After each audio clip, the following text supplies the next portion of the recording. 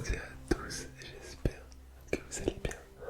On se retrouve aujourd'hui pour une vidéo sur Rafael Nadal, l'excellent joueur de tennis, la légende même, je pense qu'on peut dire, a annoncé qu'il allait prendre sa retraite après la Coupe Davis.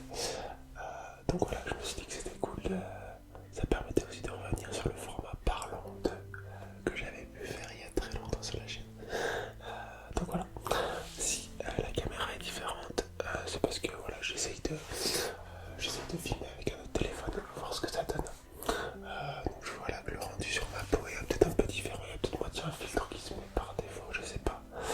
Mais bon voilà, dites-moi vous ce que vous en pensez. Moi je verrai ça au montage, mais voilà, dites-moi ce que vous en pensez. J'ai été sur la page Wikipédia de Nadal. Voilà, voilà, on va juste tranquillement lire des petites infos sur lui, histoire de pas lui rendre hommage, mais voilà, de faire parler un peu de tout ça. C'est un joueur que j'ai adoré, que j'adore toujours autant, gaucher comme moi. Donc voilà, j'ai toujours adoré Rafael Nadal, son style de jeu, et donc voilà, on va discuter de tout ça. Il est né le 3 juin 1986 à Manacor en Espagne. Il a 38 ans. 38 ans, c'est une belle longévité dans le sport. Voilà, il est considéré parmi les spécialistes, enfin, par les spécialistes, pardon, comme le meilleur joueur sur terre battue de l'histoire du tennis. Il avait beaucoup de records là-dessus. Donc voilà. Nadal a remporté 92 titres dans sa carrière, incluant 36 Master 1000 et 22 tournois du Grand Chelem, ce qui le classe juste derrière Novak Djokovic qui en a 24 pour le moment, parce que Djokovic peut encore potentiellement en remporter quelques-uns. Il se distingue notamment par son immense succès à Roland-Garros avec 14 titres gagnés entre 2005 et 2022. Je sais pas si vous l'avez sûrement vu cette vidéo du commentateur qui annonce Nadal avec tous ses titres en 2022, en 2023, en 2024. Je sais pas si vous voyez de quelle vidéo je parle, mais ultra mythique cette vidéo. Avec l'Espagne, il remporte également la Coupe Davis à 5 reprises et 2 médailles d'or aux Jeux Olympiques en simple en 2008 et en double en 2016. Étant désigné porte-drapeau de sa délégation lors de cette édition, il est ainsi l'un des 3 joueurs de l'histoire du tennis à avoir réalisé le Grand Chelem doré en carrière. Voilà. Donc, talent précoce, Nadal débute sa carrière professionnelle en 2001 et devint rapidement l'un des meilleurs joueurs du circuit ATP. Il atteint le 2e rang mondial et remporte 16 titres avant même d'avoir 20 ans. Nadal devient numéro 1 mondial pour la première fois en 2008, détrônant son rival Roger Federer. Au cours de sa carrière, il reste pendant 209 semaines sur la plus haute marche du podium, finissant 5 fois la saison à cette place, et détient le record absolu de semaines passées, 912, dans le top 10 mondial. C'est énorme. Après avoir battu son autre rival Novak Djokovic, record de 60 confrontations.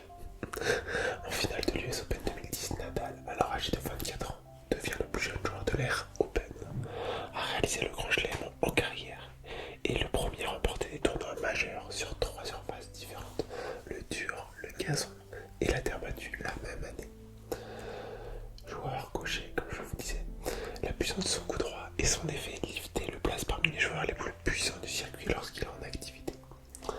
Usé par les nombreuses blessures qui ont jalonné sa carrière, il met finalement un terme à sa carrière à l'issue de la saison 2024.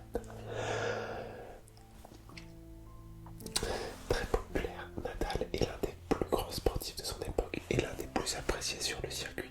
Il est désigné Laureus World Sportsman of the Year en 2011 et 2021 et comme l'une des 100 personnes les plus influentes au monde en 2022 par le magazine Time. Ses performances sportives et ses sponsors lui valent aussi d'être classé parmi les joueurs les mieux rémunérés du du monde.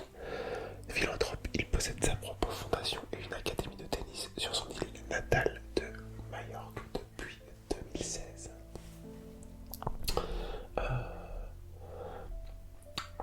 Il a eu plusieurs entraîneurs. Je vais vous lire les noms. Il y a eu Tony Nadal de 1990 à 2017. C'est son oncle, c'est l'oncle de Rafael Nadal. Il y a Carlos Moya 2016-2024, Marc Lopez 2021-2024 et Gustavo Marcasio 2022-2024. Voilà, ils sont plusieurs, il n'y en a pas forcément qu'un en parallèle. Il fait 1m85, voilà, ça je suis pas sûr que ce soit très intéressant.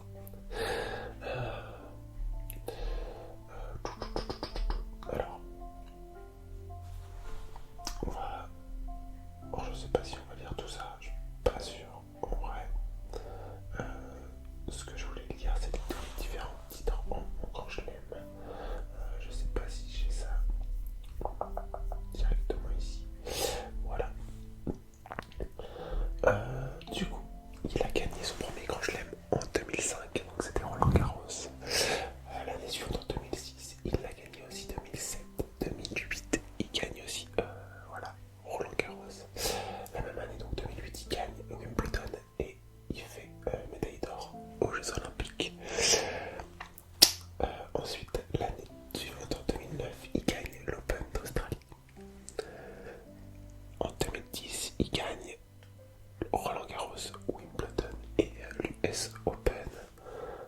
Donc c'est ça qu'on parlait tout à l'heure, de gagner sur trois sols différents la même année. Donc le dur à l'US Open, Wimbledon c'était la pelouse, je sais pas comment on appelle ça, le gazon. Le gazon plutôt. Et Roland Garros, il a été rebattu. 2011, Roland Garros, 2012, Roland Garros, 2013, Roland Garros et l'US Open. 2014, Roland Garros. 2017, Roland Garros et l'US Open. 2018, Roland Garros. 2019, Roland Garros avec l'US Open aussi. 2020, Roland Garros également. Et 2022, ces deux derniers grands chelems où il gagne Roland Garros et l'Open d'Australie. Donc voilà, vraiment une très très grosse carrière, voilà, comme on a pu le lire tout à l'heure, l'un des plus gros champions de tennis de tous les temps. Il a battu énormément de records de précocité, etc.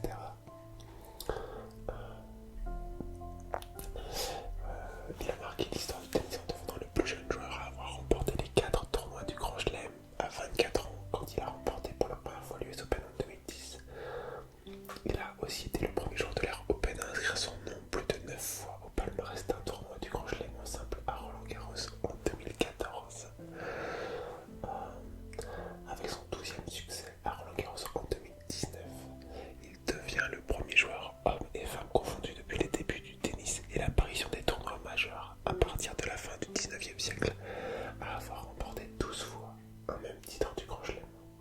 Avant cet exploit, seule Margaret Court avait réussi à faire aussi bien dans un autre tournoi en s'imposant 11 fois à l'Open d'Australie.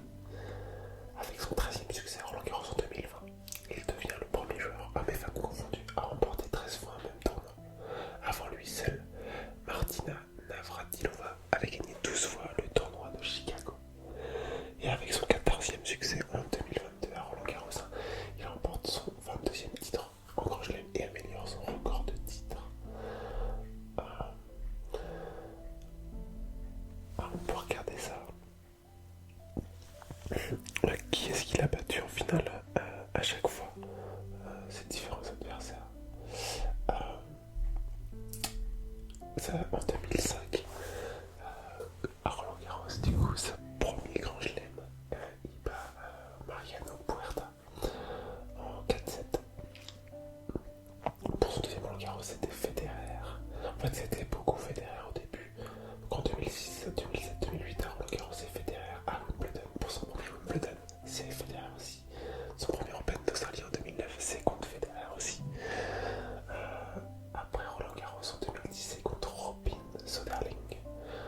Wimbledon ensuite contre Thomas Berdych.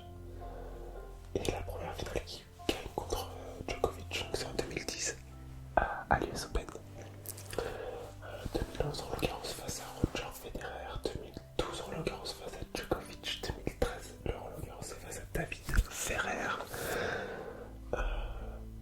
Ensuite en 2013 l'US Open son deuxième, c'est contre Novak Djokovic. Ensuite en 2014 Roland Garros face à Djokovic également.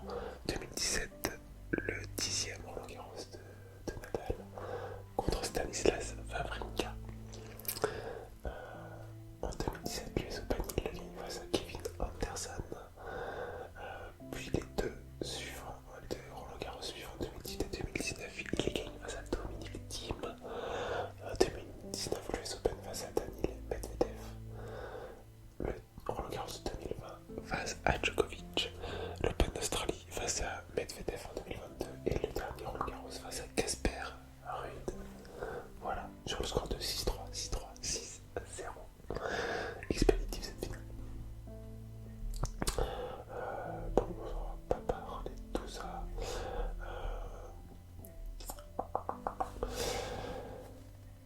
Parcours au Master. Il s'agit de la seule catégorie dans laquelle Rafael Nadal ne s'est jamais imposé.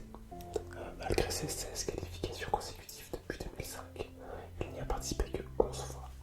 Ses deux plus grands rivaux, Roger Federer et Novak Djokovic, ont notamment empêché l'Espagnol de devenir, après Agassi, le deuxième joueur à réaliser le super grand chelem doré en carrière, c'est-à-dire remporter les 6 plus grands événements du tennis moderne, les 4 tournois du grand chelem, le tournoi olympique et le Master.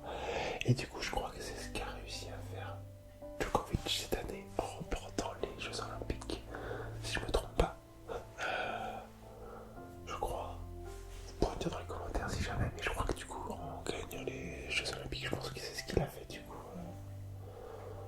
Djokovic. Donc voilà, c'est pareil, ça c'est un monument du tennis aussi. On peut dire ce qu'on veut, ça reste quand même des très très très grands joueurs qui dominent largement leur sport. Parcours au Master 1000. Les Master 1000 sont après les tournois du Grand Chelem et le Master, les tournois les plus importants du circuit. La catégorie fut créée en 1990 et compte 9 tournois par saison. Rafael Nadal occupe la deuxième place pour le nombre de finales disputées en Master 1000 avec 53. Djokovic en a fait 58, dont 36 titres, alors que Djokovic en a gagné 40 par exemple. Voilà. En équipe nationale aux Jeux Olympiques, il fait partie des 3 joueurs double médaillés d'or olympique. Voilà. En Coupe Davis, il l'a gagné du coup en 2004, 2008, 2009, 2011 et 2019. Donc 5 Coupes Davis à son actif. Voilà. Et du coup, il va terminer sa carrière sur la dernière, la Coupe Davis. Voilà.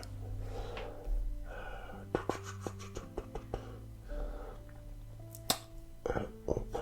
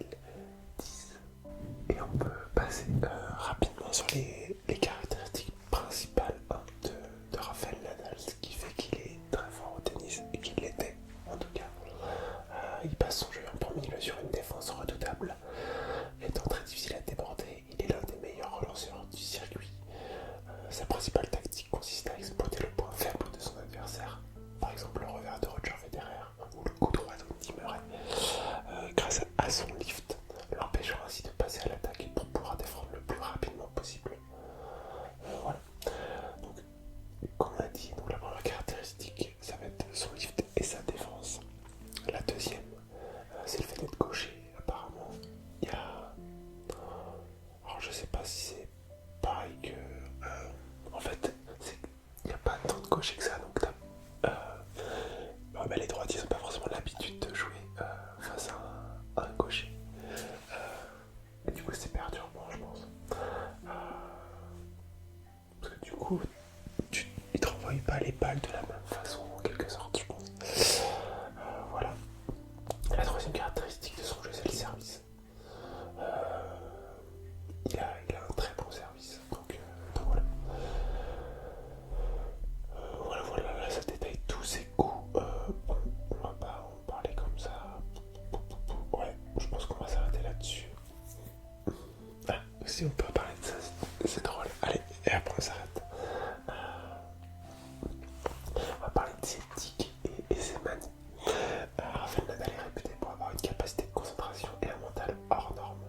Il entretient notamment cette concentration en effectuant les mêmes gestes régulièrement pendant un match. Ses tics et tocs sont notamment placés et reposés méticuleusement deux bouteilles d'eau toujours au même endroit en les alignant toujours de la même façon, boire la même quantité dans chacune, déposer toujours de la même manière sa raquette sur sa serviette lors d'un changement de côté, tirer sur l'arrière de son short et rajouter son maillot, puis s'effleurer à plusieurs reprises le nez et les oreilles avant chaque service, qu'il soit serveur ou receveur d'ailleurs, ainsi que exclusivement sur terre battue, repasser avec ses chaussures sur la ligne du fond de cours avant chaque échange. Donc voilà, c'est rigolo. Tu regardes Nadal, et ben il y a tous ces petits tickets à service. Moi je trouve ça drôle. Après c'est vrai que c'est long, mais bon, il y a un chrono maintenant en tennis, donc tu dois respecter ce chrono. Donc ils ont tous leur tic comme ça. C'est assez drôle à regarder. Voilà. Bon, j'espère que cette petite vidéo vous aura plu. Petite vidéo simple où on parle de tennis, on parle de Rafael Nadal.